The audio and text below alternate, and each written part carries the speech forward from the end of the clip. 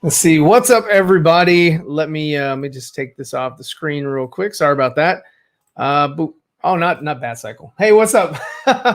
How's everybody doing tonight? Thank you for joining me. I'm just kind of rushing home and getting on here because I missed last week and I didn't want to miss this week as well and get this going. So thanks everybody for showing up and being here. I have some guests in the back that I'll bring out momentarily, but I just wanted to say thank you so much for joining me midday. No big news drop today that I know of because I wasn't paying attention. I was doing my job. So if anybody has any information or tweets that came out or whatever, any information that surfaced about any project, we'll talk about that. I can't get the drink. The straw's in the cup. So never mind. But let me just thank everybody here. Steve, I see you're in the chat. Regular Neil, what's up? Caleb, Anthony Beltray. So how was my day? It was very exhausting. I'm very, very drawn. It was a very drawn out day. We had a little bit of a storm scare, but that nothing happened. So it's like whatever. Arkin Gang says, hey, how are you, man? I'm doing great. How are you doing? Thanks for being here, Frank in the Snyderverse. Hey, what's going on? Reese is here. Hey, what's up? Bat Dan. Nolan's doing a movie at Universal. More importantly, he's actually just Steelbook ship. Well, that's awesome for the second part. Nolan doing a movie that's great. I don't know the movie is, and I'm not. Are you familiar with what he's doing? Just saying that Nolan's doing a movie doesn't make it fire yet, but it's good that he's jumped ship from Warner Brothers. I'll tell you that. So yeah, what up, Phil? Phil, I sent you a link. You should also have a link if you wanted to join if you're available. Steve, man, let me see. What's he saying? I got my Snyder Cut trilogy set today. Awesome. That's awesome. Katsuka's up in here. He says, I'm doing great. Today is a good day. It's actually a really great day for me. So, but it's not one that anybody knows about as far as like why it's important to me. Anyway, so this is what I am going to be working on today. Let me zoom in a little bit. Everything is its own layer, and I'm going to show you what my process on how I'm going to change the colors and make them normal, or make them more Blue Beetle-esque. So yeah, just everything is going to be isolated. That way I can specifically work on different sections without a lot of mistakes, errors, whatever, and that's pretty much what a lot of comic book artists rely on. They rely on people to come through, flatten their artwork with solid colors, and then they go back and they do like this over here with Blue Beetle. They add these different layers of color and highlights and shadows and things like that. So we will get into that in just a second. Let's see, remove. Okay. So yeah, let me see. Where are we? I think we're here. Nolan's film has to do with an atomic bomb. So I guess it's Hiroshima or something like that. There was two of them, Hiroshima and something else. Let's hope it doesn't use a real one. Maybe it's like that the guy that went in the restroom was dropping bombs and everybody ran out, but he was just talking about using the restroom. I think it was at a Home Depot. Bat Dan, if you had a choice between Air Cut or the Batfleck project, what would you pick? I'd pick Batfleck because eventually we're going to get the Air Cut anyway. Somebody is going to release it. It was 90% done. I mean, it's just a matter of time. It's just a matter of time. So I would go for the long shot. I would go for the project that is not in development or production. But before I do that, let me bring in one of my guests that's in the back. You know him from the irregular side. What's up, man? How are you doing, bro? Irregular Neil. Everybody jump on Irregular Neil's channel. Watch him. He's got some fire content. He's got all those pops behind him. Pac-Man arcade, Ninja Turtle arcade. This guy. Star Wars, too, don't forget. Star Wars is back there as well? Which one? Star Wars is back there, too. It's behind the Turtles. Oh, see, you're hiding, so you're ashamed. Well, it's always on other shows. Like The Last Jedi screwed it for me. I'm coming from Twitch tonight.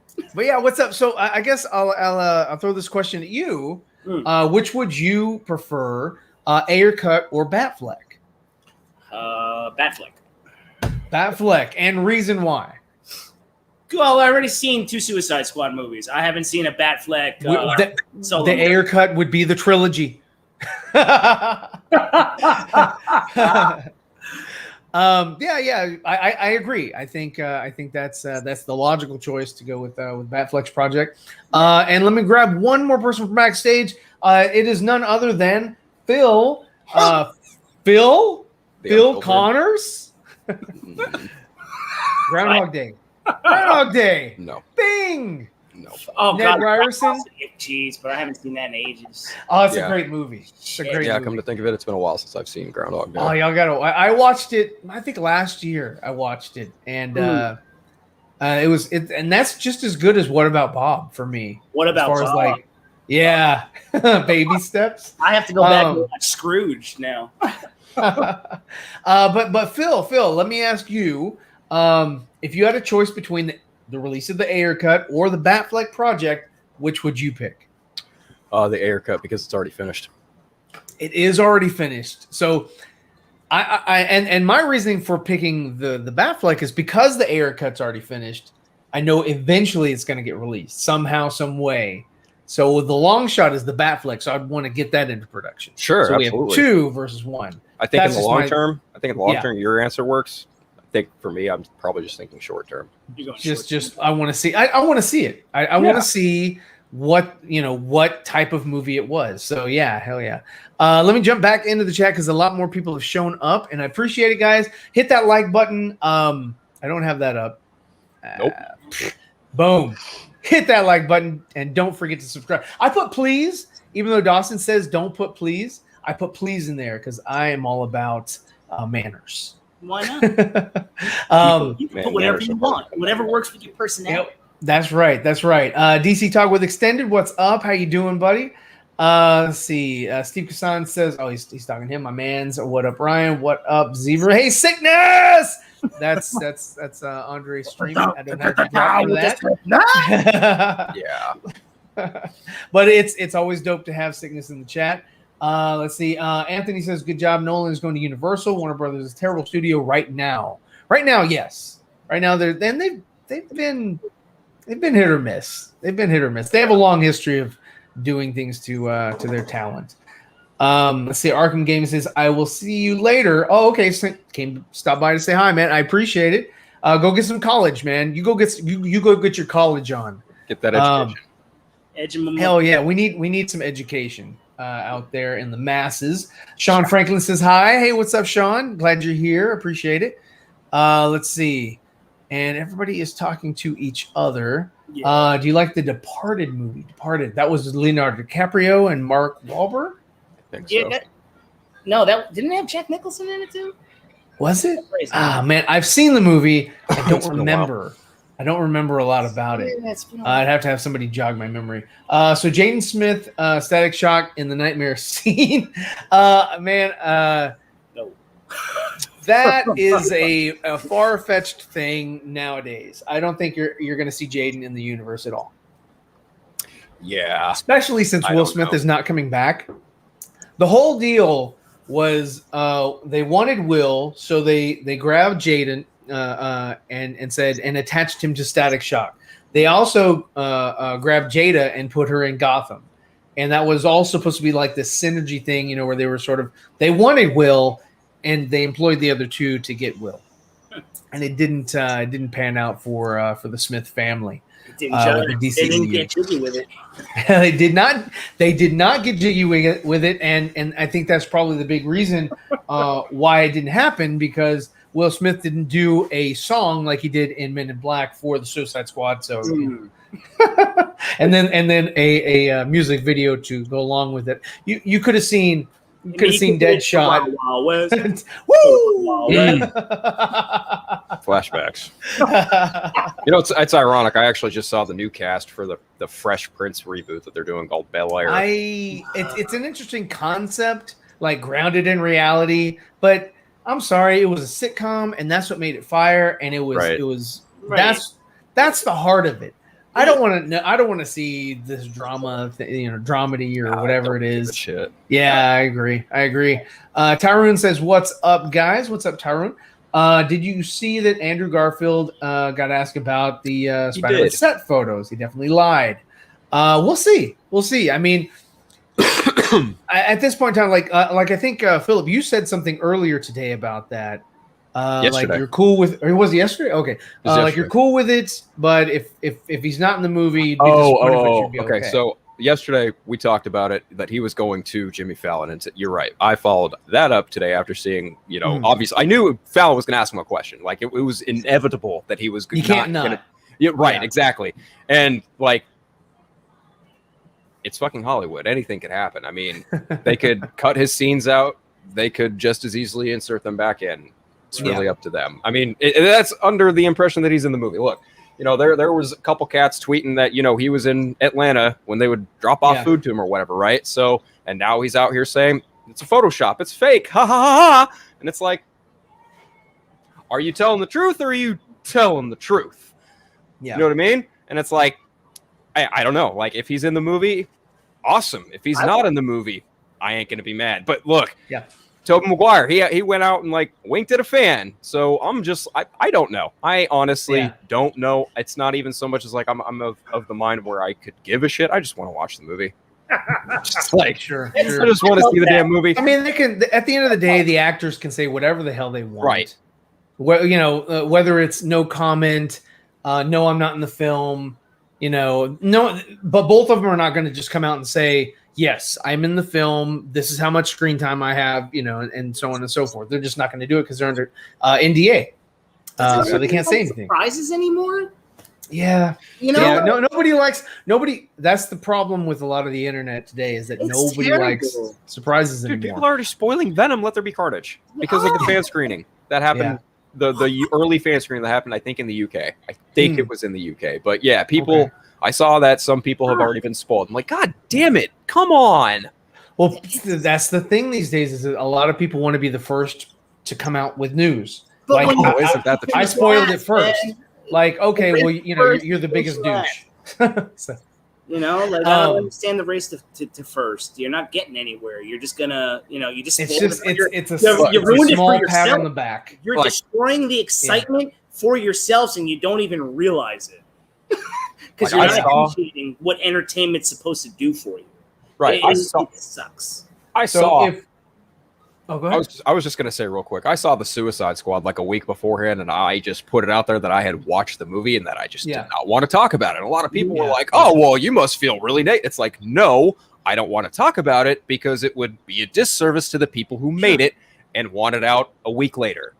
So I waited. Yeah, no, I can agree with that. And it's the same thing, what Anthony does as well. He watches something, he's really, really, keen on not spoiling it for people, and some people just, they don't have that mentality. They want to just be out there, get that 15 seconds of either clout and fame, whatever it is, and then they'll go back into the shadows.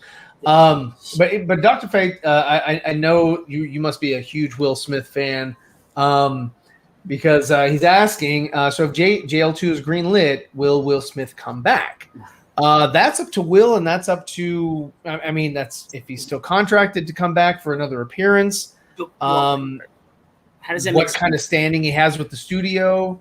I really don't understand the dot to dots there because JL2, Will Smith.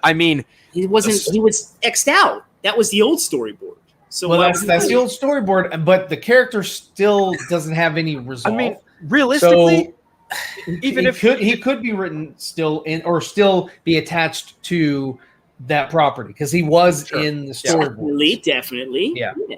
But they completely reworked the part of Bloodsport to be Bloodsport, so it wasn't Deadshot because he couldn't come back or did not want to come back. Yeah, whether you believe one or the other is entirely up to you. Not you two. I know how you two feel about it, but and then Deathstroke was inserted into the Deadshot role for the Nightmare.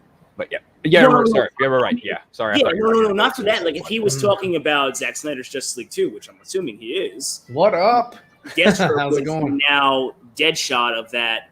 What was the old story? The spoiled fan in me would be like, not both, but Yeah, Yeah. I think you're on point there. Yeah, so I don't know. Let's see. All right, let me jump in here.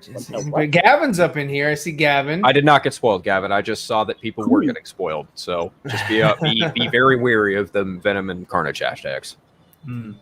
Let's see. Maybe I was of the minority that didn't like Will Smith as Deadshot. The only problem that I personally had with Will Smith is that he has in his contract that he has to have his face to be seen, and Deadshot wears a mask, and I wasn't too thrilled about seeing him in a monocle versus just taking it off whenever they were not doing something and putting it back on whenever they were right, because he's still in action or whatever. So yeah, it was just like he's got to have a certain amount of screen time with it off. So it's an ego kind of thing. Divas. I think. Yeah, there you go. So I'm going to add this in here, and I'm going to go ahead and start working on this. But yeah, I mean, if you guys have any questions for us to tackle, and guys, I'm going to try to watch the chat. But if you see something that somebody's asking that hey, you'd like to talk about, yeah, let's do it. Let's do it. You got it. I'm gonna. Well, as far as liking Deadshot sickness, I'm kind of right there with you in that initially. At first I was like, well, that's an interesting choice because typically Deadshot is not he's not black in the comics and shit like that. He's not been portrayed that way across a couple other mediums, the animated shows. Sure. So I know there probably is a small minority of fans who are like, Deadshot's not black, and it's like, okay, whatever. But that was one of my cousin's sticking points. My cousin, who I don't talk to anymore, he was like, in my head, Deadshot's French. I'm like, okay, sure, whatever. Deadshot is what the French call les incompetents. Sure. I mean, for me, I think Deadshot. You got, there's Christian Slater in Hell to Pay, and then you also got Neil McDonough in Assault on Arkham. I think both those guys did a really great job voicing the character. I think visually, Assault on Arkham probably got it the closest. There's also been, the two Deadshots. There was one on Smallville, and then there was another one in the Arrowverse, the one that died on the Suicide Squad. Yeah. That one, which I guess he was... I liked it enough visually, but I just don't think the personality was all the way there. But I think that's what Will Smith had in his favor because, he's got a very certain kind of personality to him. And I think making him kind of the hitman killer is kind of a far cry from a lot of the other roles that he's done. Oh, wait, hold up. So I think it makes for an interesting casting choice. I'm not going to go ahead and say it's my favorite. And even to Ryan's point, there was a lot of Deadshot's face. And I guess, you get kind of half that in the comics, depending on who you get as the artist and who you get as the writer. Right. But I think, honestly, if he came back, just do the CGI metal mask. You guys would save a whole lot of trouble, and he wouldn't even have to. You want that mask, man. Yeah. Right, exactly. Yeah, that exact mask right there. Right there. That's the mask we want. Oh, that one. Yeah. That was awesome. It's my little Deadshot bust. There you go. But I mean, yeah, I'm with you. I mean, Will Smith was Will Smith in that movie, but I was actually surprised that he did wear the mask as much as he did. Yeah. So I was like, okay, all right. I mean, throughout the movie, I didn't mind him. Like, there were some really good moments with him as Deadshot. But at the same token, because he's Will Smith, you're just looking at it like, that's Will Smith. I would have took a no-name actor for that role and maybe been a little better about it. Right. I mean, what was it? The Deadshot that he used, did you mention the one in Arrow? Yeah, he was good, right? I mean, I didn't mind him in Arrow. He was okay. But to your point, you see Will Smith in a role and it's like, okay, that's Will Smith. Right. But you get a no-name actor in there's a chance to give it some kind of feel or personnel, like Joel Kinnaman for Rick Flag. Right. Yeah, exactly. Like he's really portraying Rick Flag the way Rick Flag would be. He kind of looks like a Rick Flag, this and that. Bingo. So yeah. But when you thought about it too, did you really need another big name in that movie? I mean, not to say Margot Robbie was a big name, but I mean, for a Suicide Squad movie, sometimes when you put the big name in there, it kind of takes away from the movie itself. It does, but that, and this is just studio, that is their first draw. Yeah. They're like, we need to get a big name in here to pull in the audience, that because we don't have, number one, they just don't have confidence in their product. Mm-hmm. So that is that's what's up with that. But yeah, I mean, let's see. Mask. Oh yeah. Let me send him a link. Let's see. They already did Peacemaker's accurate mask. Yeah, I mean his mask was kind of accurate. I mean, it looked ridiculous. So I mean, they got it. Right. They got that one right. I don't know. Like they even made fun of it. Like, I mean, for me, whether you go comic accurate, whatever it may be, if you're gonna put your heart and your soul and your passion into the movie that you're making or the story that you're telling, I'm gonna pretty much buy whatever you're giving, because you're gonna want to go in there. As long as you don't take like extreme liberties with everything, but put the heart into it, put the work and the effort into making the movie, not just going for like the bullet points of today. I guess when you see what we see with movies, whether it be, people that say, comic book saturation or superhero saturation. What are you talking about? What other movies are you going to make? It could be the same thing with sci-fi, comedy,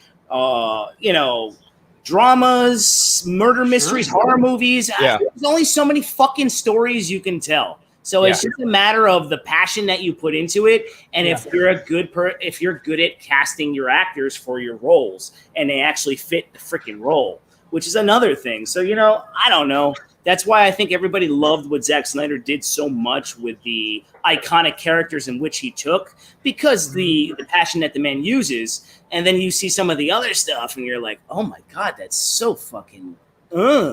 But if you want to stay around right now in certain avenues, you have to hit those bullet points. And certain directors don't do that. Not only that, like filmmaking as a whole has just changed since the inception of it. I mean, it's gone through phases of popularity. There was the Westerns, there was the sci-fi, now we're in superheroes, debatably. Yeah. And could they die out? Sure. But at the same time, I think comic books and, writers are really the only source that Hollywood has left now for some semblance of originality when it comes to filmmaking.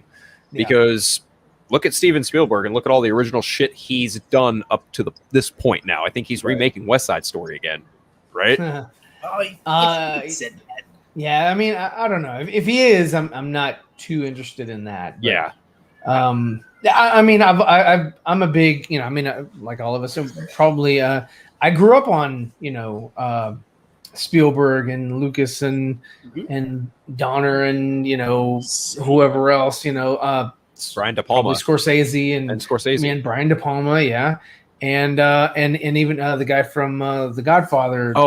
Shit, who's Vacation? Damn it. Oh man, I forget. Well, also it just came to me, John Hughes. John Hughes, he did a lot. Planes, Trains, and Automobiles. Man, Uncle Buck. Uncle Buck is one of my faves. Yeah, I mean, he did a lot of good stuff. I mean, Harry Potter was kind of silly, but it was that was Christopher Columbus. That was Chris Columbus. Coppola. Francis Ford Coppola, yes. Yeah. Nick Cage did a lot in the 80s too. Right. 80s and 90s. Yeah. Shit. And also, the movies just aren't made the same way. That's evolved over time. I mean, I could think back to when I first started watching, films made the 50s and 60s when color was first really starting to be, integrated on film. And I remember watching The Good, Bad, and the Ugly for the first time in film class. Now, let me tell you, that was an experience at a whole projection screen, a room full, just film students, and seeing that film, seeing Clint Eastwood, and just seeing why Westerns were so. This to me, anyway, The Good, the Bad, and the Ugly is almost, I would argue, part of the peak of Western cinema. And watching that film, I understood. I got it. Not to sound snobbish or anything, but I when I watched it, I understood why why it could have been so popular during that time. And even to see it kind of get revisited again and Once Upon a Time in Hollywood was just awesome too. Yeah. Yeah, no, I mean, there's a lot of really good, talented people in it, but it's the same thing with with music, is that it goes, there's originality, and then the originality just kind of fades away. And then people start redoing, and then when people started sampling other people's music, and like with hip hop and whatnot, and they were like, oh yeah, let's just do a different spin on the same song. We're just going to loop the beat, or take this aspect of this other person's song and mix it and splice it and do whatever. It's not unique. It's not even really original. It's just a rehash of what you already had, or a reboot. Yeah. Or a reboot. Yeah, and you see that with movies, like they do reimaginings and reboots, and and whatever, and they just can't help themselves. Or like how Jaws spawned a whole plethora of summer blockbusters that involve giant creature antagonizing society. Very true. Yeah, hell yeah. No, I mean Jaws was, because nobody could touch Jaws. Right.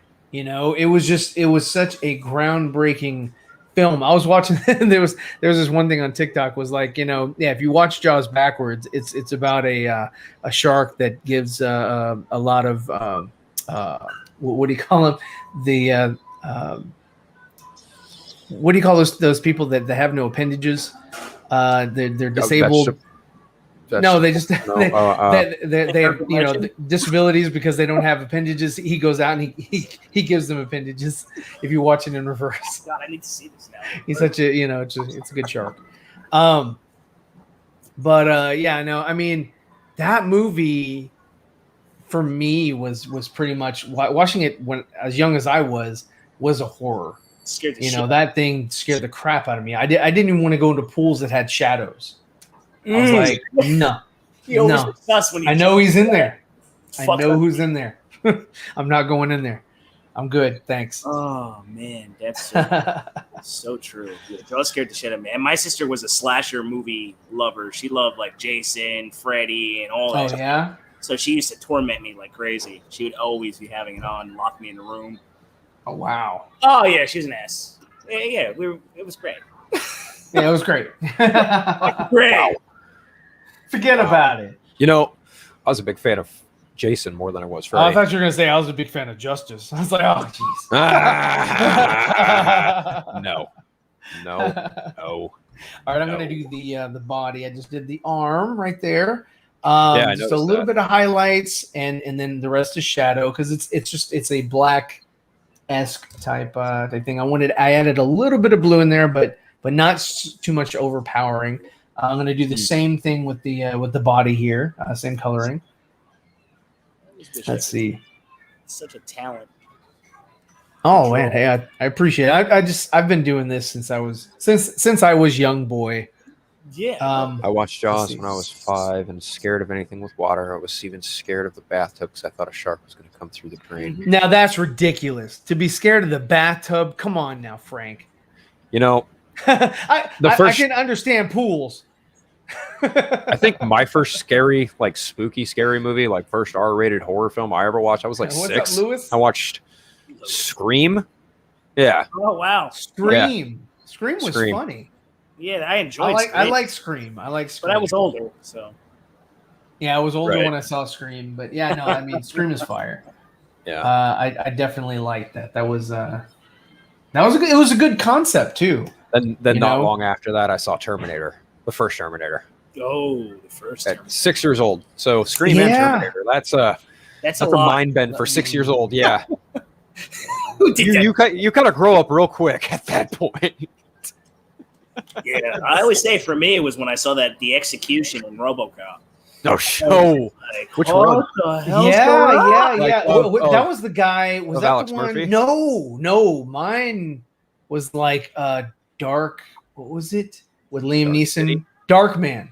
Darkman. Okay. Darkman. And there was that execution, and the guy had like a gun for his leg, and he took it off. It was like Yeah, it was that was pretty dope. I was like, whoa. That's when you used to go to the video store for all those, right? And they would have like 2 or 3 VHSs, and you'd have to get the one behind it. You never get the cover of the actual movie. I used to fucking hate that.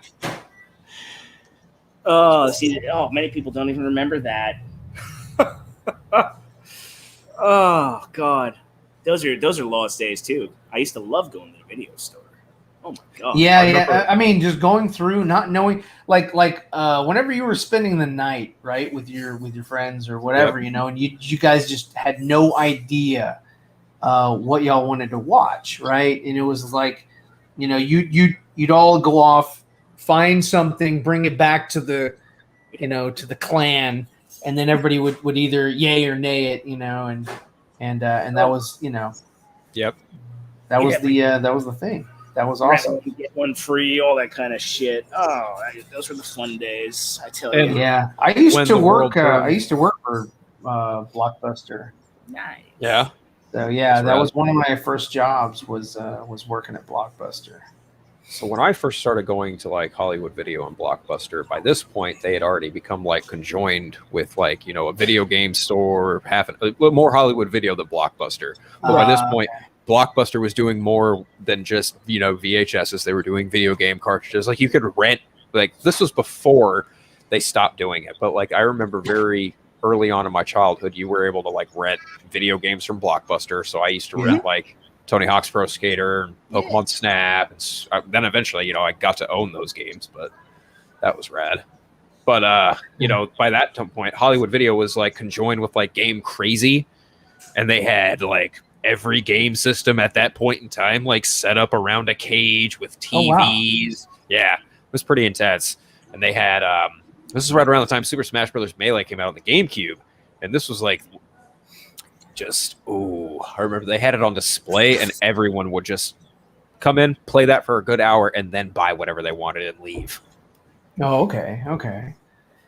Well, that's cool. I mean, when I was there, they had just started like renting games and systems and things like that. Let me bring in one more panelist that's waiting backstage.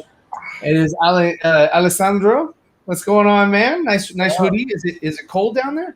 Hi, Zeever. It's a bit not much. It's just like 13 grades, I think. Okay. We use a different system here. So well. Awesome, right now, how have you been?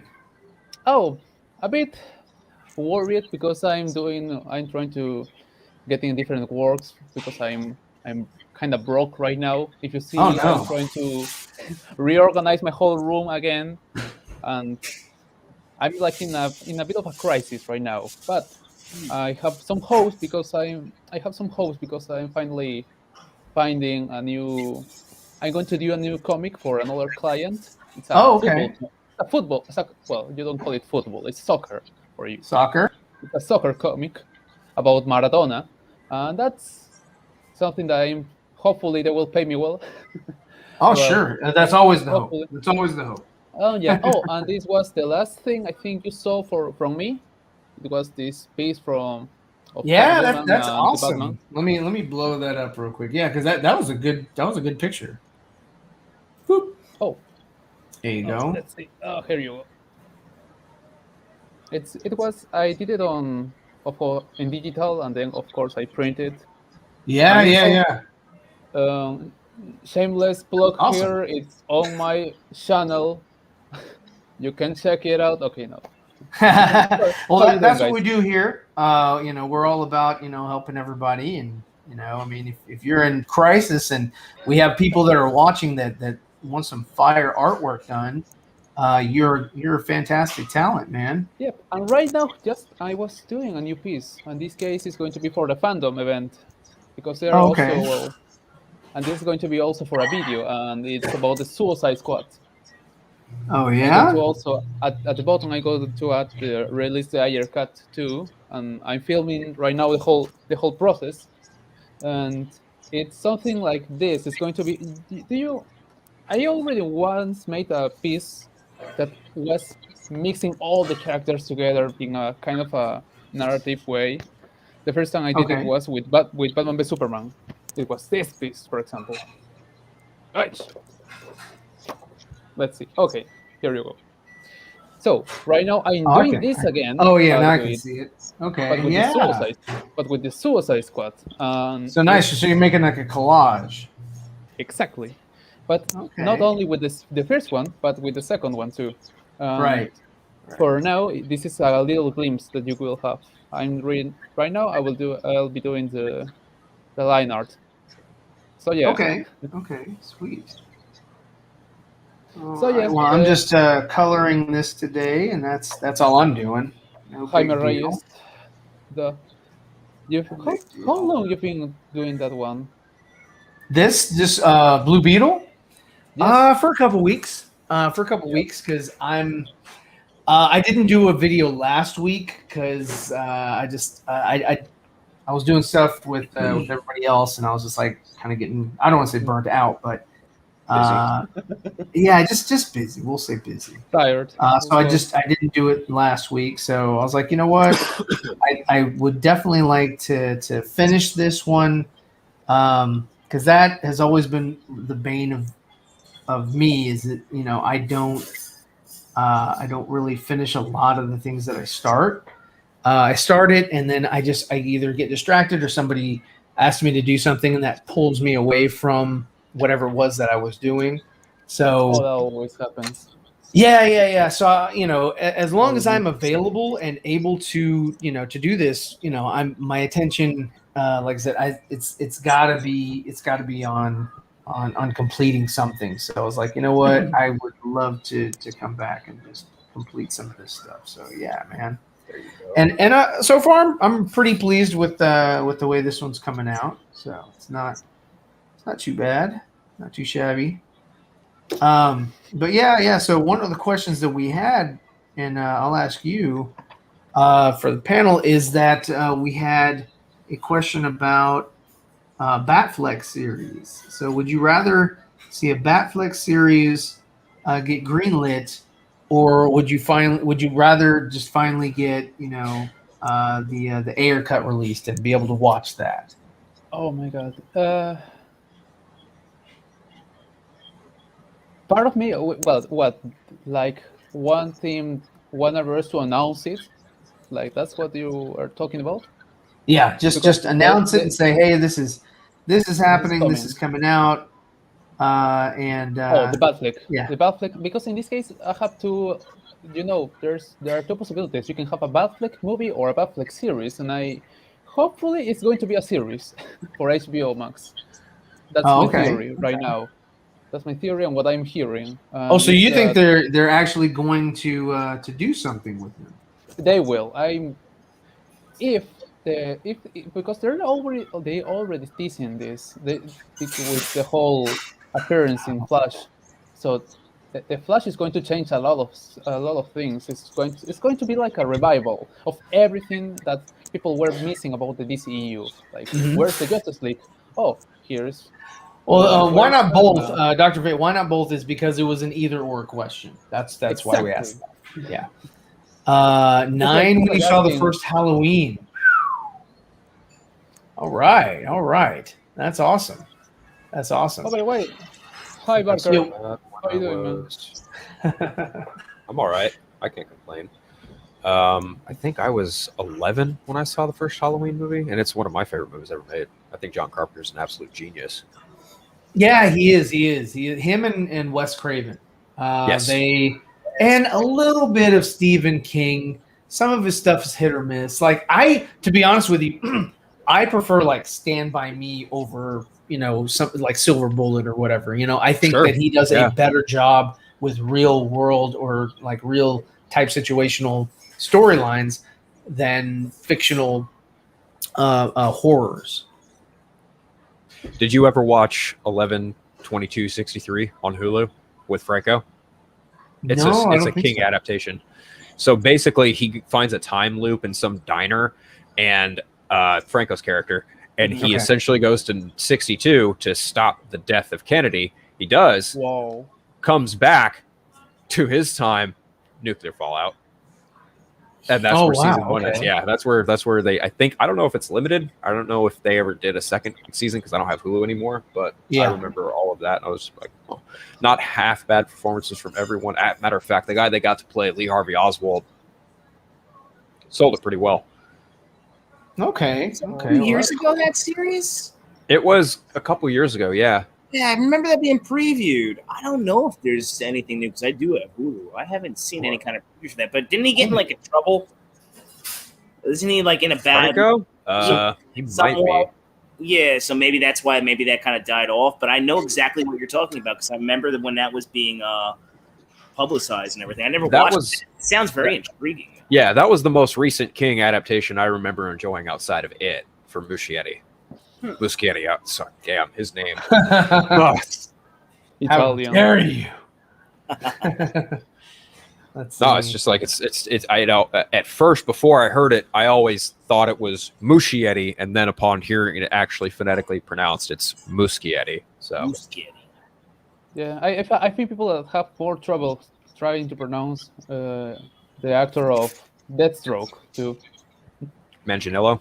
Manganiello. Thank you. Manganiello, Yeah. Sometimes I say Man in Yellow. Man in Yellow. Man in Yellow. Man in Yellow. Now there's a solo something waiting to happen right there with Mr. Manganiello. You would hope so. You think? You think?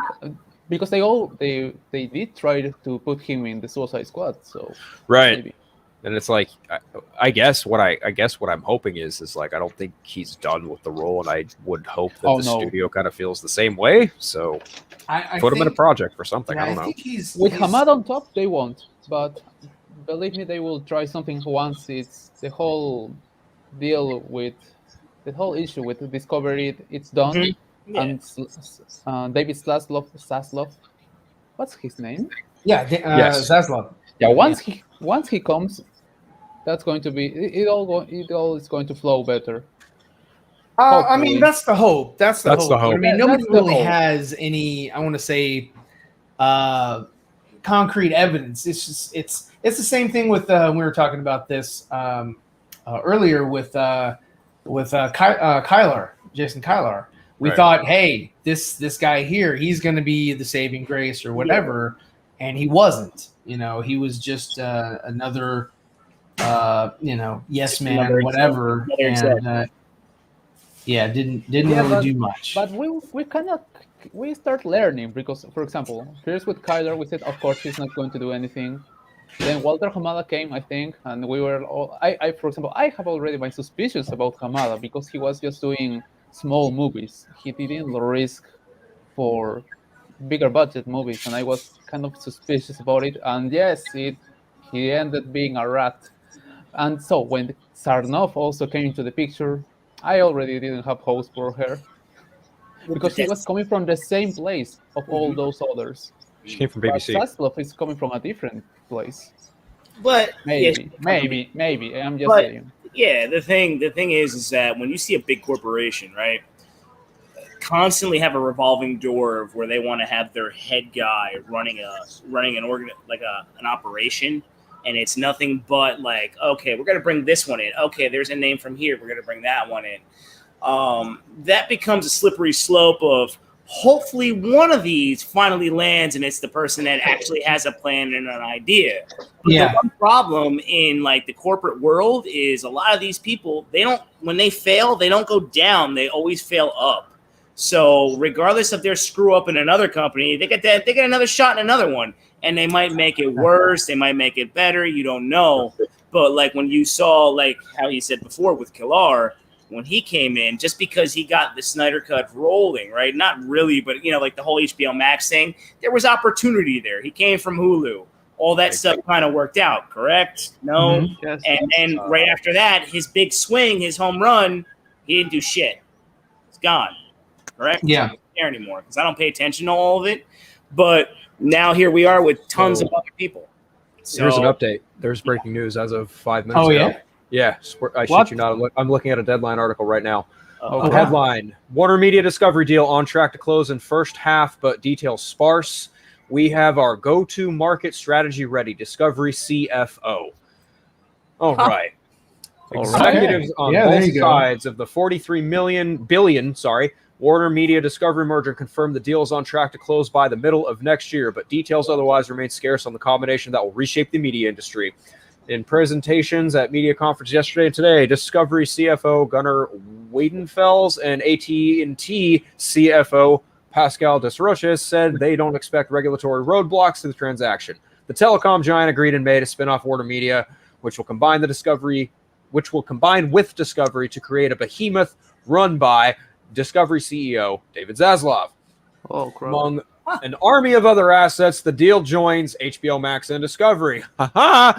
And Wall Streeters and industry players are eager to know how the streaming services will be rolled out and priced. We have our go-to market strategy essentially ready. Wheaton feels sad.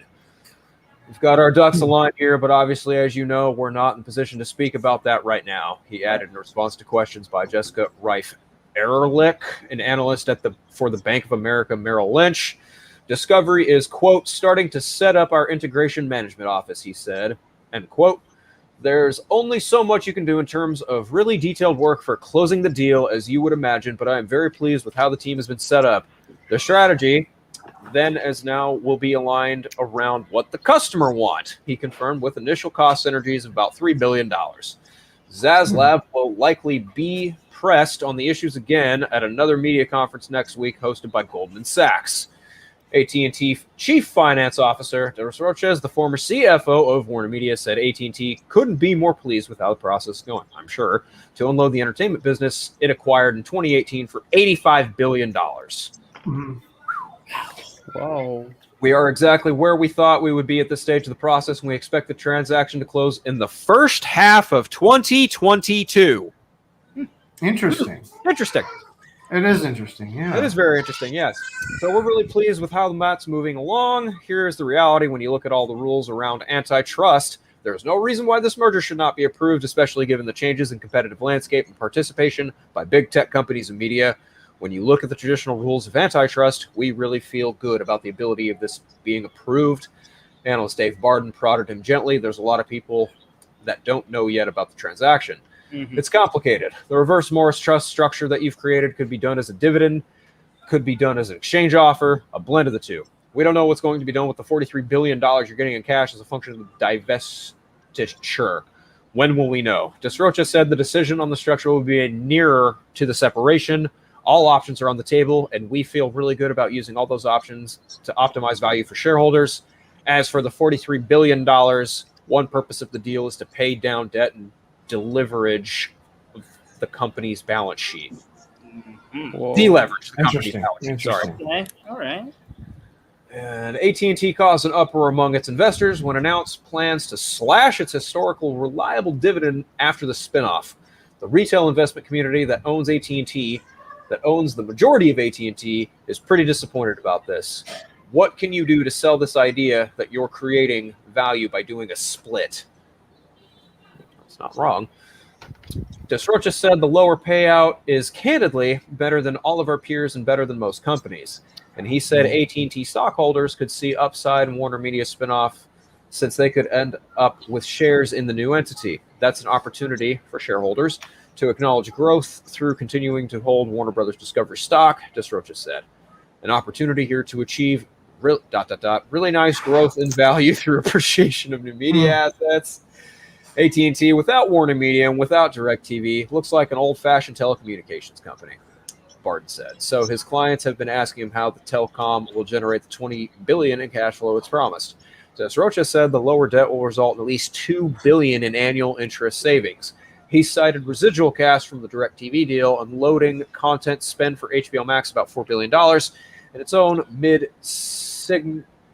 mid-single digital growth in EBITDA, EBITDA. I don't know if either you. Okay. When you take all those pieces, you should get to how we get to $20 billion. Okay. All right. Sure. That's a lot of math. I'm probably not privy to, but all right.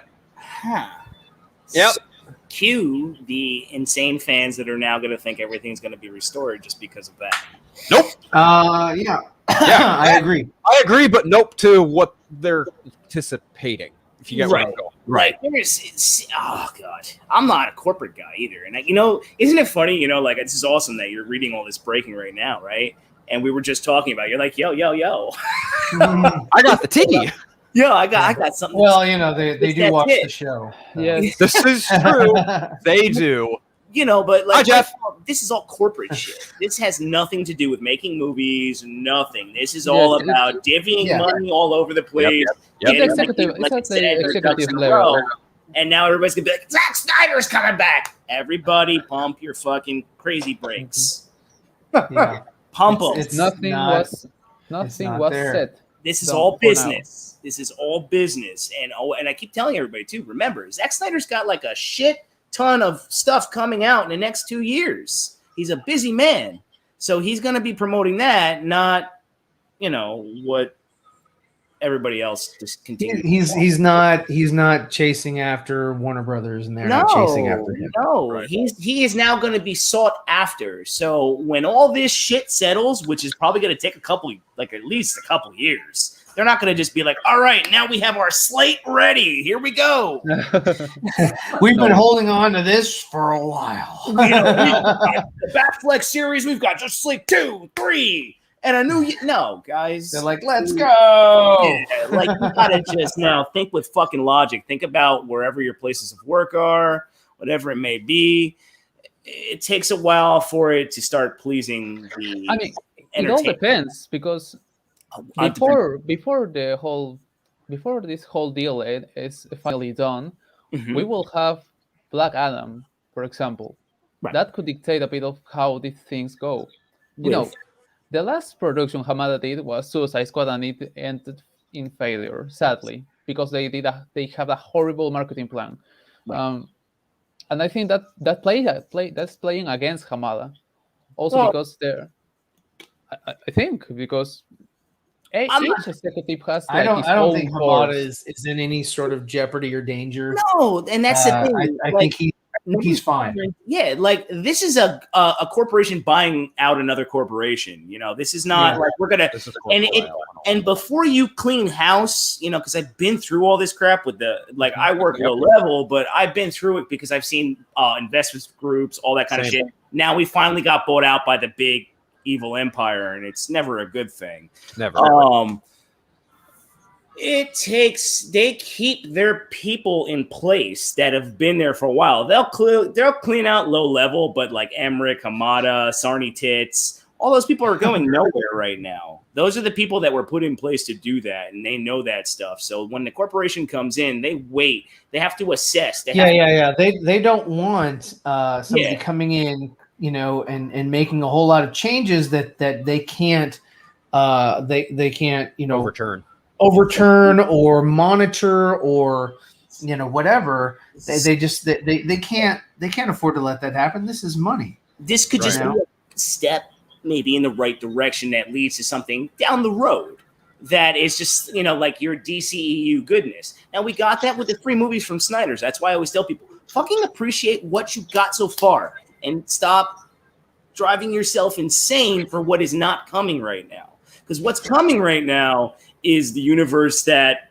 nobody wants. Now they might reset some stuff. They might tweak it here and there. But it's not Zack Snyder's universe that you're getting with any of these upcoming movies. No, but there's something important. What some fans are asking is not exactly that Zack has to develop each new film. What they are asking is that what is going to be respected is the basis.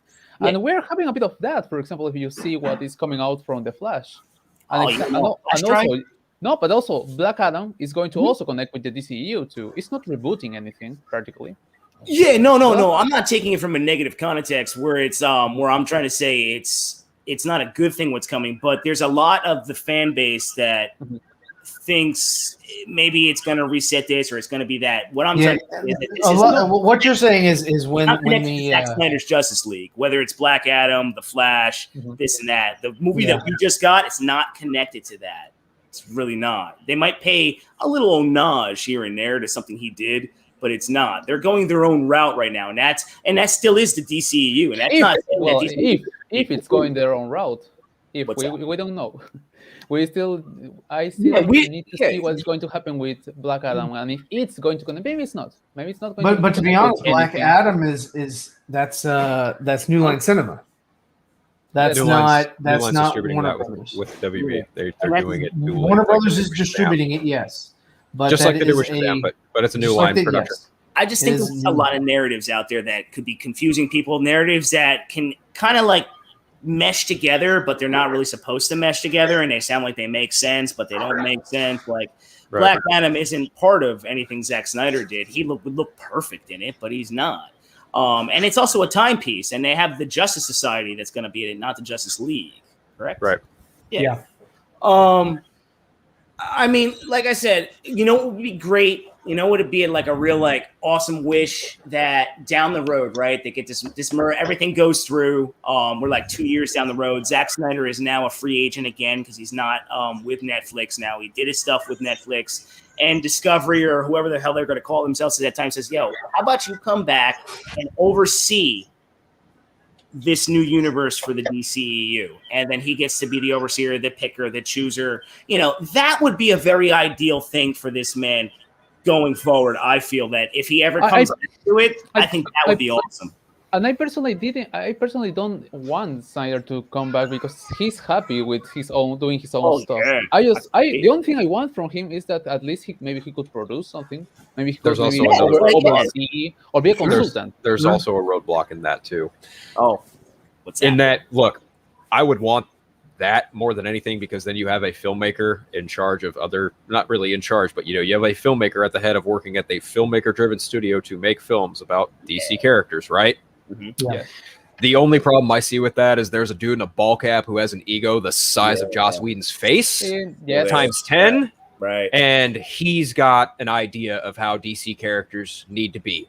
And but he has no influence in the movies anymore. That's not entirely true. Right. He's still an EP, and he's more than likely not whispering in Walter Hamada's ear what to do and what characters to greenlight. That's true. Definitely. I mean, his name is on Titans, his name is on Green Lantern, his name is on Superman and Lois, his name is on Stargirl. His name's probably going to be on The Flash. And that, I would not be surprised, because if they are borrowing elements of Flashpoint, that's his story. Mm-hmm.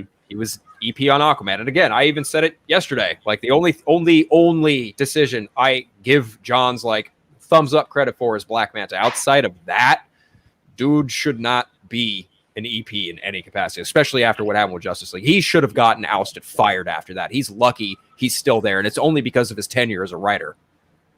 It's the only reason he's still at WB right now. Yeah, I can agree with that.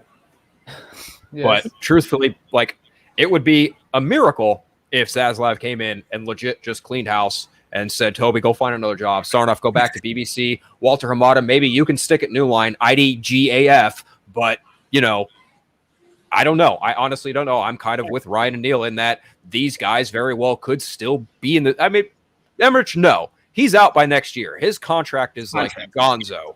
Yeah. And I really don't see him sticking around, especially if he was shopping around and asked Netflix, and Netflix was like... Yeah, if he was shopping around, his time is... Exactly. Is If he's shopping around, that tells me people at WB who are probably above him are probably like, no, get out of here. But he's walking that green mile. He is. Yep. And I don't know. I feel like as long as Jeff Johns is there, the DC universe on film is going to continue to just be one big different thing at a time. Sure. Yes, it's true. Yeah, because I just again, he's not the creative that you want in that position. Right.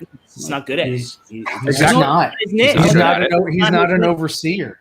That's just poor management right there. Not knowing your talent. Look, man, you just didn't get. We're gonna bring you back here. You go back there. Okay, you go stay back wherever you're doing. To give you a shot. Go. And him being difficult as an EP, that's not an exclusivity thing to him as an EP on film. Like, there have been people in comics who have said not nice things about him because he's apparently difficult to work with, and that doesn't surprise me at all. When you've got an ego that big, it really doesn't surprise me. When you do all these stories and you've got all this awesome talent behind you working on the art, yeah, you're probably going to make a name for yourself at some point, but your skeletons will come out eventually. Yeah. And some of those skeletons are pretty haunting. His look, he looks like that guy, right? Say he's sitting down, right? You're in the boardroom. You're all talking. He's that guy that's not even looking at you when you're talking, and then he's just like doing whatever he feels like that. Yeah, all right, no. Yep. Yeah, that's what he kind of. He's that slime ball for sure. Yeah, he has that smug SOB look. So, like, I know better than you, even though I don't know better than you. I don't know how to actually listen to an idea. Maybe mesh it with mine, and maybe Bingo was his name. In the middle. Yeah, he's not that dude. You could tell. And then tell a lot of his fans emulate that 110%. I think that's the saddest part about it all. Yes, birds of a feather flock together. Correct. Right. Jeff Johns, he knows DC better than Zack Snyder. Oh, okay, sure, whatever. Yeah, no, it's. Yeah, no. God, those people who just sort of like jump on that train. That's not a good train to be riding on. No, you know we call those people. Always remember that.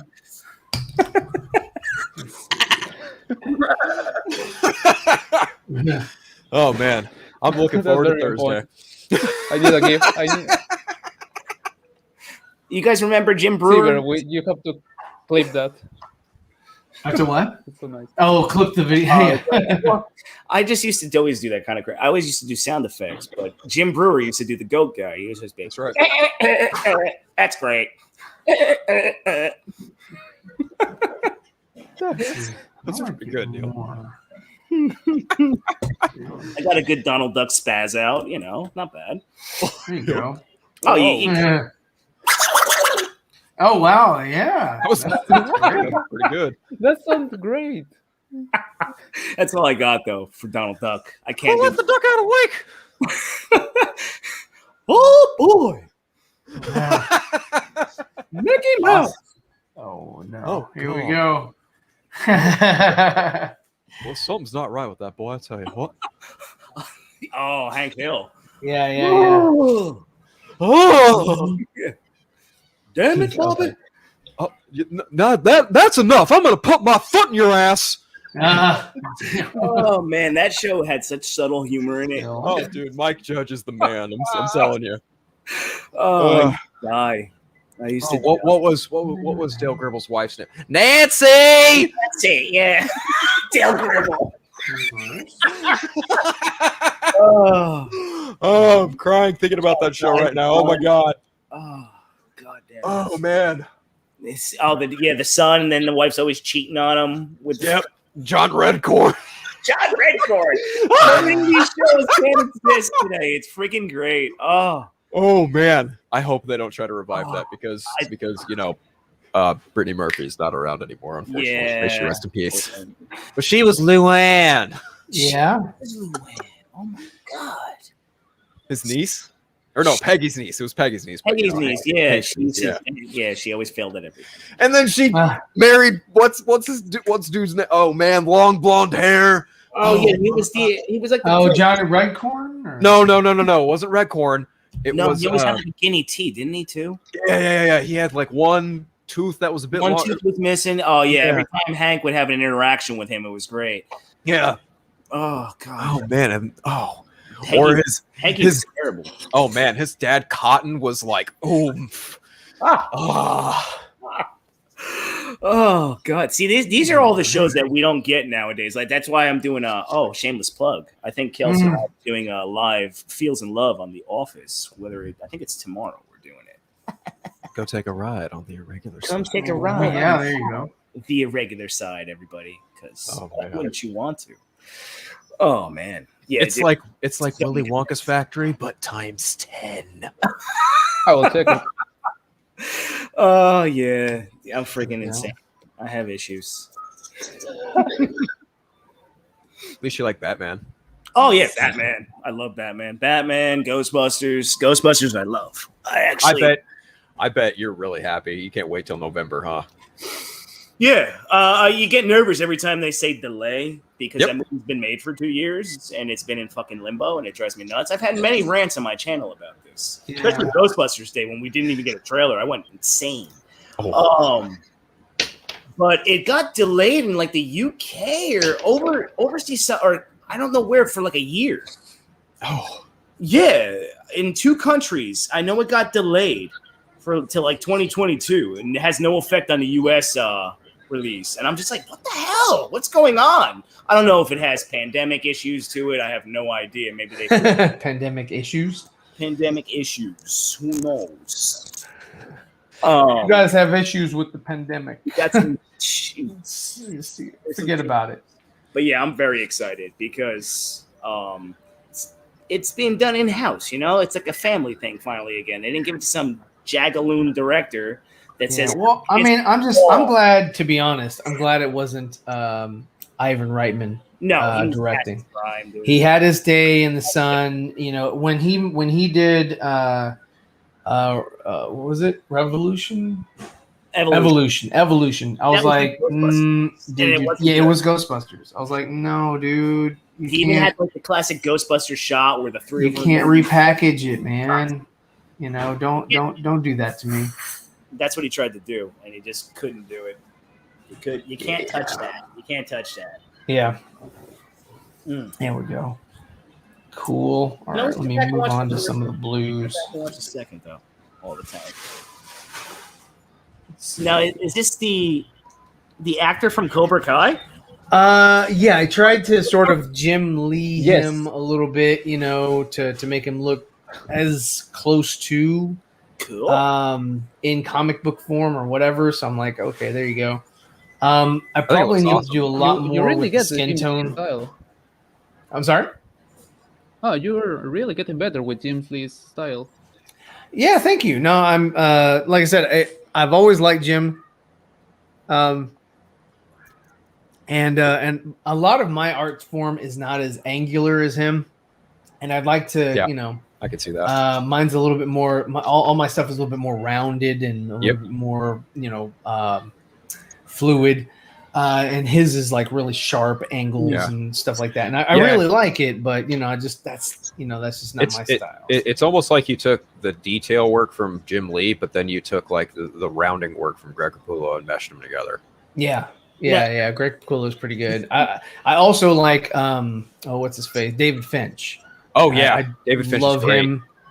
Oh, they're okay. I'm just now seeing the article we put in the private chat. So okay, there it is. You've been drawing, but I'm glad I read it out loud. Yeah, you read it aloud. All right.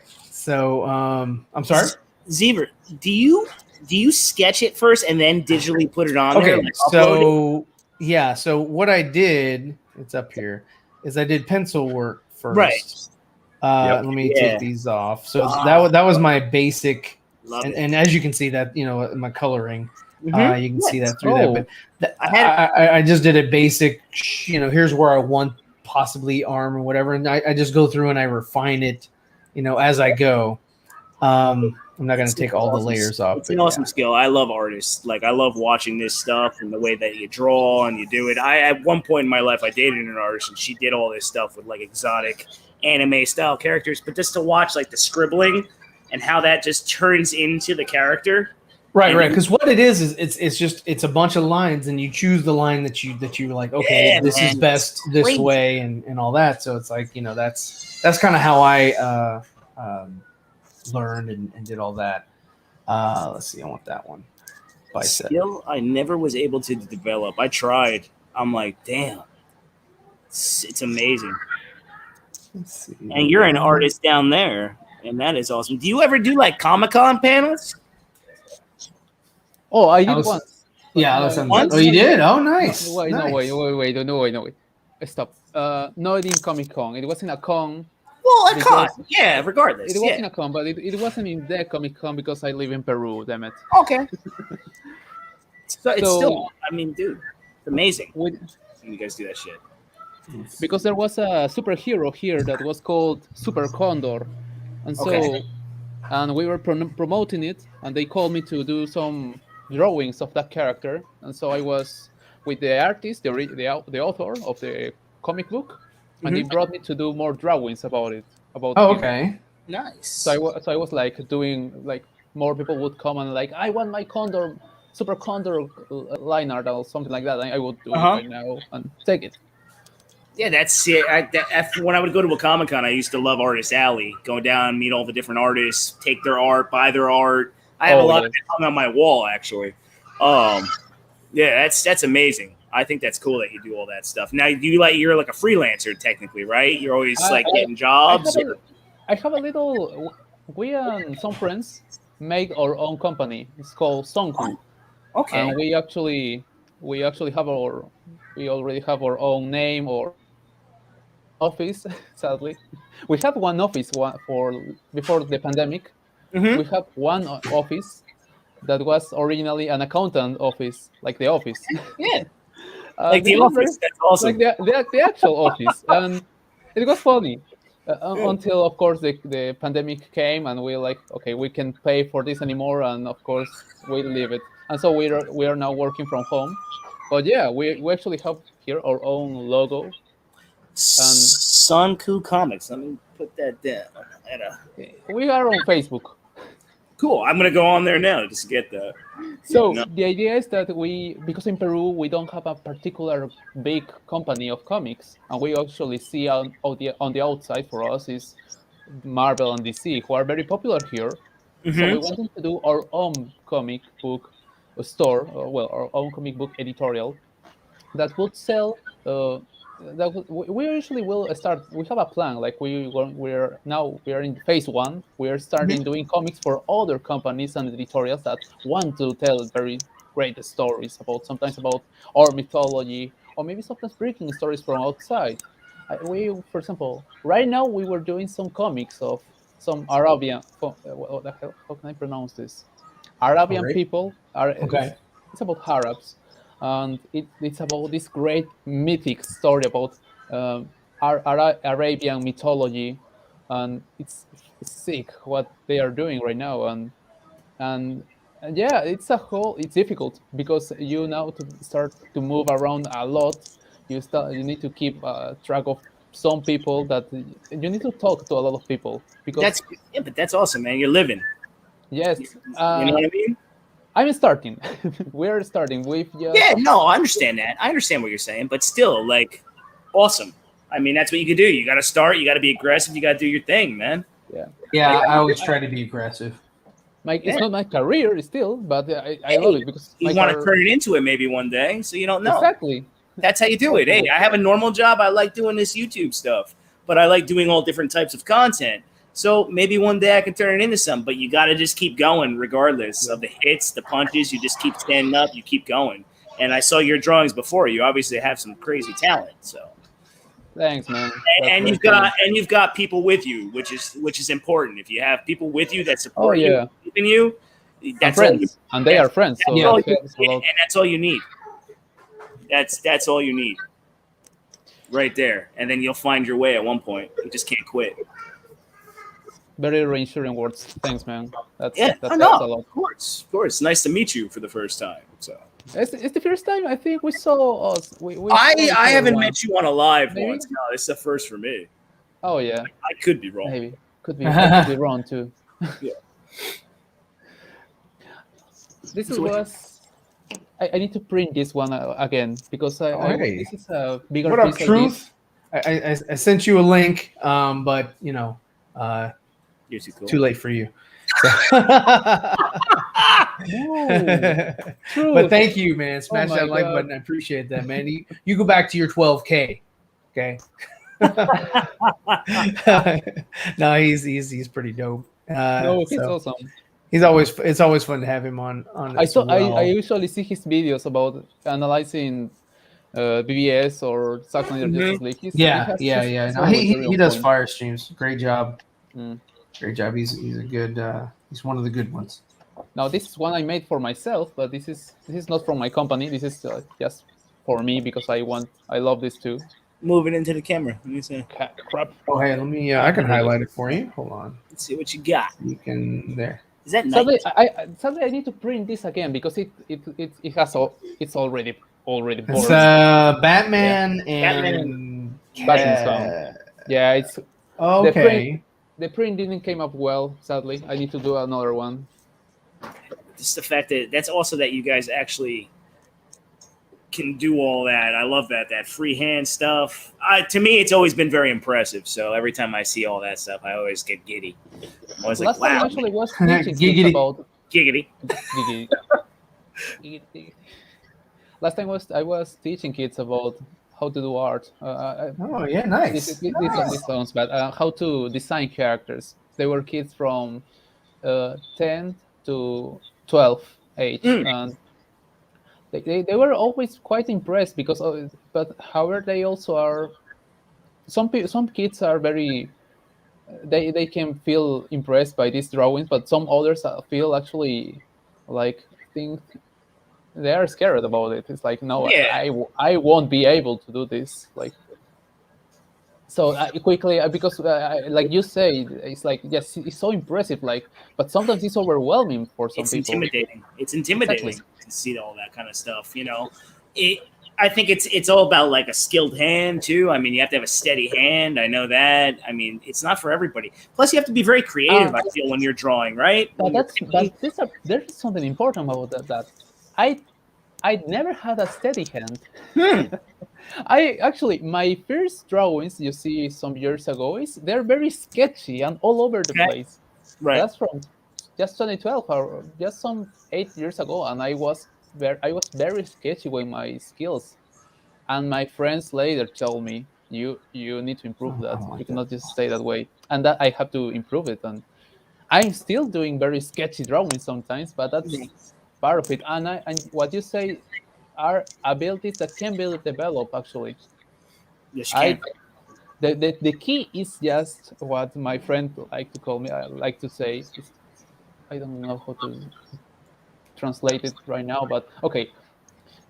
I met a friend from Peru that is I love him so much, and with him I did this company of Songu, Okay. and he always told me like what is driving you to do this drawing so well and improve and improve and improve is a spirit, man. That's not just your reptile brain. That's going you're trying to go for the ultimate good, and if the ultimate good is beauty, yeah, then go for it.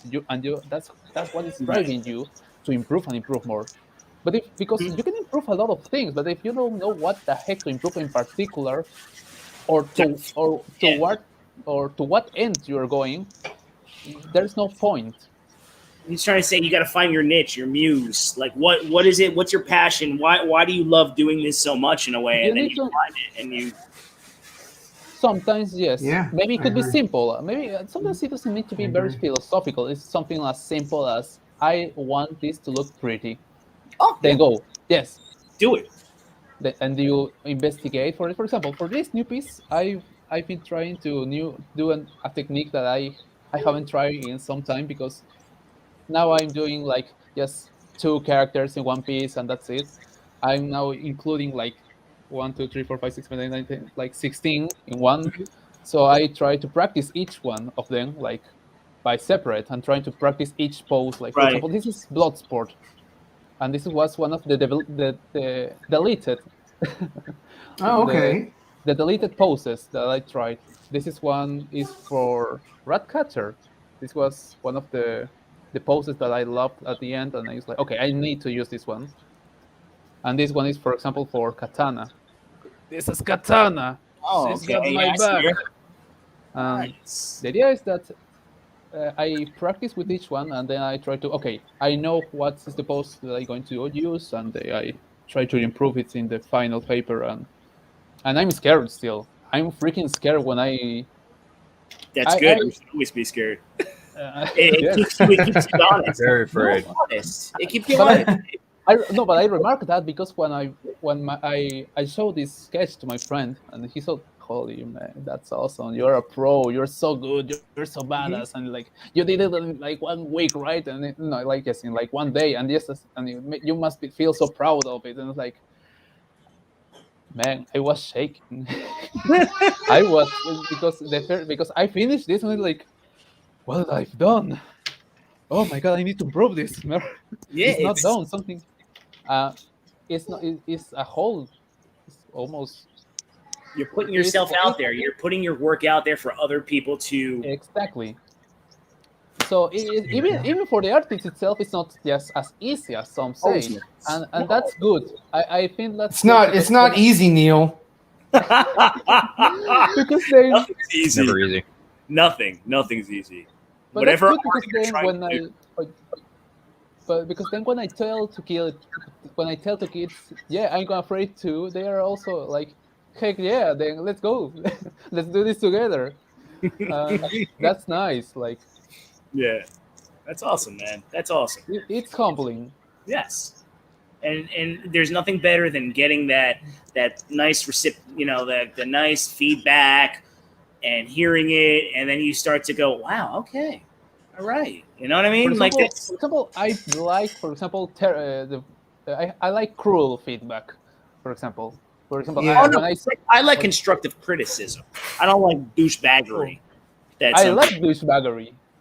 Oh yeah. I like constructive criticism, and I've been called a douchebag. So best of both worlds. That's me. I'm with you. Kelsey, she manages my channel. She's my girlfriend too. She tells me when I suck. I want her to tell me when I suck. I'm like, no good, right? She's like, no, that was not good. I'm like, all right, gotta be better. Let's go. That's how you should do it. I mean, you gotta be able to take the honest punches, I say. Yep. When people are just being straight douchebags, yeah, that hurts a little bit because words do hurt. I know when people say words don't hurt. Oh, words, They words do. hurt. Hey, Words are like swords. hell yeah. Yes. You can murder people with words. You can literally Sure, yeah, I agree. people. So that's why I'm like, yeah, sticks and stones. What was that? Sticks and stones don't break my bones, but words will never hurt me. Yeah, bullshit. Yeah, it is pretty easy to do a cutthroat kill on Twitter with words. Oh God. Yes, Oh, it's yeah. Oof. If you really want to dig deep and get personal, it's too easy. It's almost too easy. Mm-hmm. But that part I don't like. You know? yeah, it took me a long time to distance myself from that part of myself. Mm-hmm. I'm still learning. Oh, dude, it's a giant pain in the ass. Let me tell you. I'm learning through all social and like doing my channel and all that, all that kind of stuff. I'm learning. And it's good that I have a balance with me because if not, I probably would have lost my mind a couple times while doing this the last 9 months. I will say. I can imagine. Yeah. Well, like I wouldn't doubt that some folks would probably label us haters if they took just one glance at any of our conversations regarding Titans. Oh, Titans? Oh, Titans? Oh, goodness gracious. Yeah, I'm sorry. It's not a great. It's not. It's not a great show. It's never been great. And Phil, we are going to do that. I know. Oh, yeah. And I'm not going to be negative and roast the shit out of it. I'm just going to be honest, like I have been about the damn show. It's hard to not get you like, what the hell are you doing? You just like lose your mind. But yeah, I'm not going to say, I will not tell anybody, do not love that show. If you love it, go love it. If you hate it, hate it. Just don't deter people from wanting to give their opinion is what I always try to say. Like some people be like, no, it fucking sucks. You can't say that. That's a very realistic reaction. Yes. Right. If someone thinks the show is fire, awesome. All right. But I always will ask that person, why do you think it's so great? And if they just go, because I like it, I go, well, that sucks.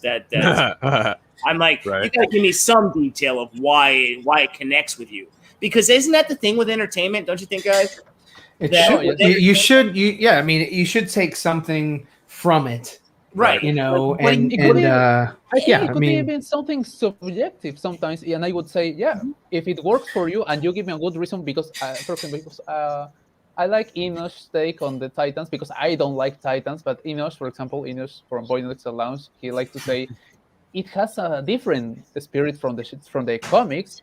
Okay. It has a darker route, but it's what I feel, what it connects with me, and I'm like, I don't see it, but if you see it and you can at least talk about it, great. You can at least put it in words. Yes, that's good. If you cannot, I would question what the hell's wrong with you, man. Right. That's where I go with it. Exactly. I just want a little context to why you hate it, why you don't like it, why you love it, why you're meh about it. For example, And I ask the same, for example, for people who says that like BBS. I love BBS, but people that say I like BBS because you're a hater of Snyder. It's like, yeah, that's not, when they just that's not helping. You need to put it in first. You need to exactly. I don't like this Joe Kinnaman. Damn it. Joel Kinnaman. I'm drawing Joel Kinnaman. He's drawing a Joel Kinnaman, I believe. Okay, I see. There you go. As you're going Beetle, he's going Kinnaman. Yeah. You know, I don't mind hearing why people like stuff. Definitely, and I'm not even gonna like tear someone down for liking the shit. Just don't come at me for not liking the shit. Right. You don't like it? Yeah, how dare you? Go do your homework. Go do this. There's something wrong with you. Whoa, what's wrong with you, bro? Well, one guy whom will remain nameless for the sake of note, for just all privacy intensive purposes. One guy, I used to talk exactly. To, just, what did Nicotina say? No, not anyone on live that I'm referring to or have been on live with. But one guy just used to he hammered down my throat one time because I was like, after the season 3 trailer dropped for Titans, I was like, cool. I hope they don't fumble the ending. And the person I was talking to was like, man, I'm so sick and tired of hearing that sentiment. I don't understand why people feel that way. And I'm just like, a lot of people feel that way for very specific reasons. I'm one of them. But it was little dumb shit like that eventually percolated into something bigger and parted ways amicably. And it is what it is. But even still, it's like shit like that. I'm just like, I'm good, man. Like if you can't maturely talk to me about this, we don't really need to talk about it, I guess. Yeah, that's the thing. I just want to have conversations with people, and if you can't conversate, all right. Yeah, well, I mean, even for me, man, I'll just do a little bit here. I'm down to hear other people's opinions, but it's all about respect at the end of the day. Like you can like what you like and not like what you and it's fine, whatever, man. It's all good. If you don't like something, fantastic. I mean, hell, I don't even need to really hear your reason. It's just, it's whatever it is, what it is. You don't like it. Okay, great. But then, if I don't like something, you've got to respect, on the other end, like, hey, give as good as you get. If people are going to allow you to, sit there and talk about something that maybe they didn't resonate with them or whatever, it's fine. It's fine. It doesn't mean like, oh man, no, that's wrong. It's not wrong. It's how you felt about whatever property that you were not too keen on. Right. So I mean, it's a big deal. There's no complete wrong answer. Like I said, even for Birds of Prey, right? Something I just don't like. But there are people who do like it, and that's fine. That doesn't mean that they have a bad take on it, and they like sandwiches about egg sandwiches or movies about egg sandwiches or whatever.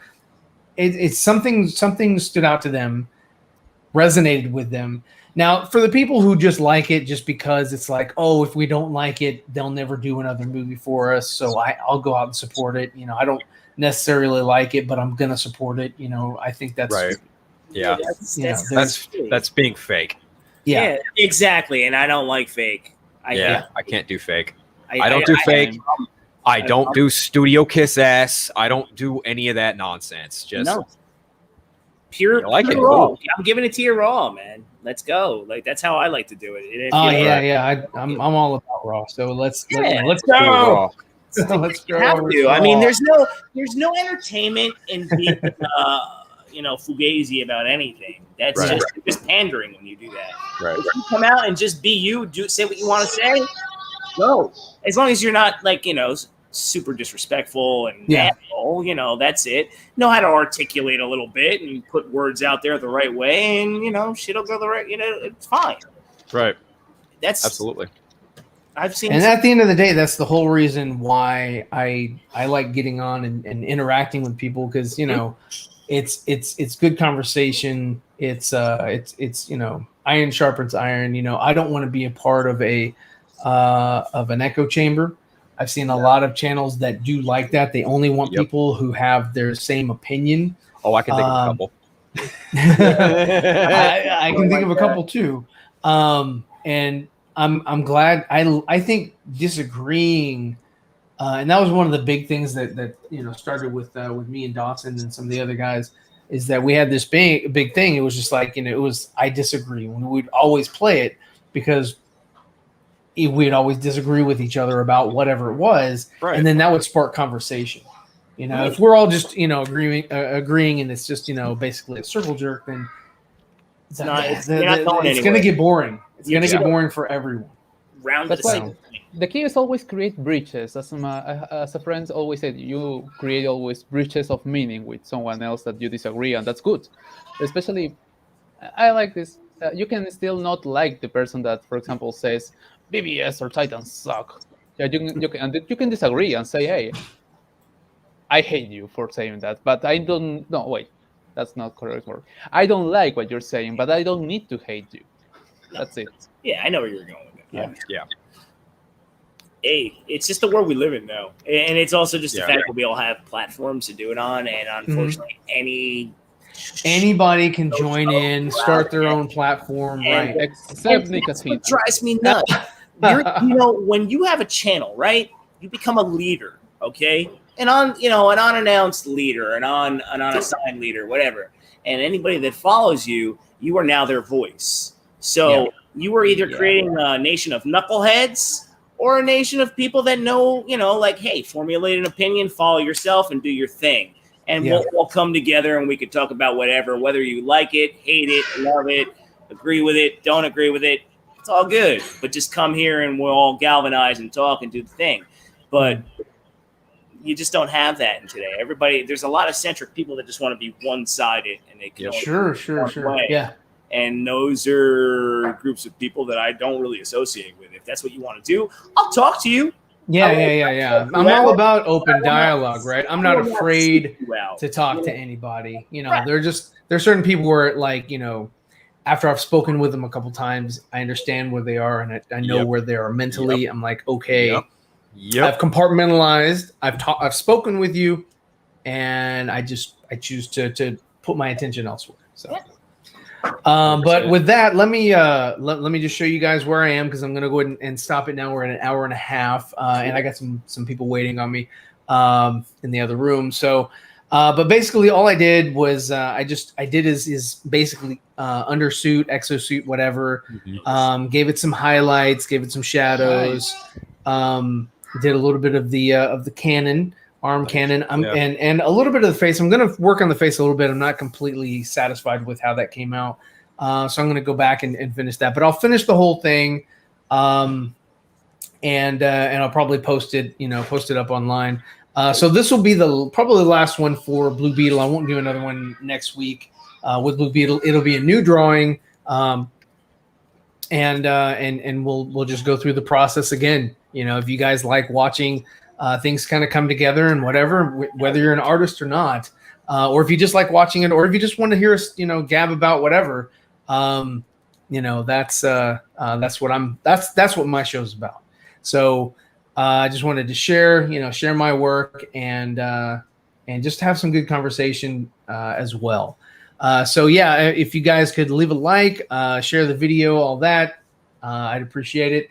And guys, let's go around the horn. Where can everybody find you and find your work? Okay, who wants to go first? We'll go. Who joined last to who's been here the longest? Then that's cool. Either way, Barker's in the middle. All right, so I am Alessandro Candiotti. I do fan arts for any client. You can find me on Twitter as Mask of Shy and in Instagram as Ale Candiotti. And you can find me as each of them in YouTube. You just Google it and you can find me here. And I do, I do drawings, for example. I have a channel where I upload speed drawing videos. And you can check them, give a like, and maybe comment if you want to see a different piece that you would like me to draw, and that's it.